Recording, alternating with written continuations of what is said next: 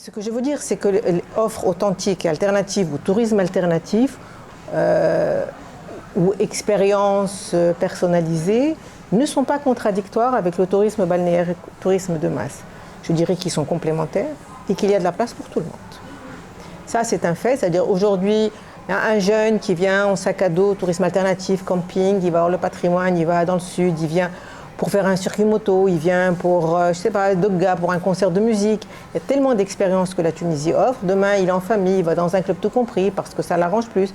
Donc, il y a réellement de la place pour tout le monde. La demande est telle qu'il y a de la place pour tout le monde.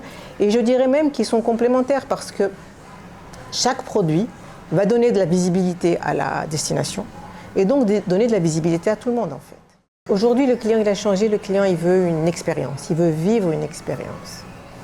Donc il faut que du côté hébergeur, du côté hôtel ou maison de charme ou maison d'hôte ou ce que vous voulez, les acteurs se rendent compte que ce client il a changé, que ses attentes ont changé, que nous ne devons plus lui rendre un service, mais nous devons lui faire vivre une expérience sur mesure.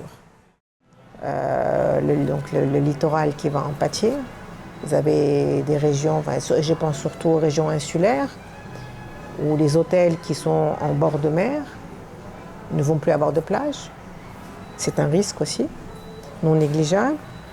Vous avez un risque, mais ce risque existe toujours, a toujours existé, c'est celui bien sûr de nos compétiteurs du bassin méditerranéen, qui en termes de produits aujourd'hui ont de meilleurs produits que nous. Vous avez un autre risque aussi, et là je vous en ai parlé, en fait ça rejoint ce que je disais, c'est l'inadéquation de l'offre aujourd'hui avec les attentes du voyageur de demain. Ça aussi c'est un risque. On risque de devenir une destination obsolète.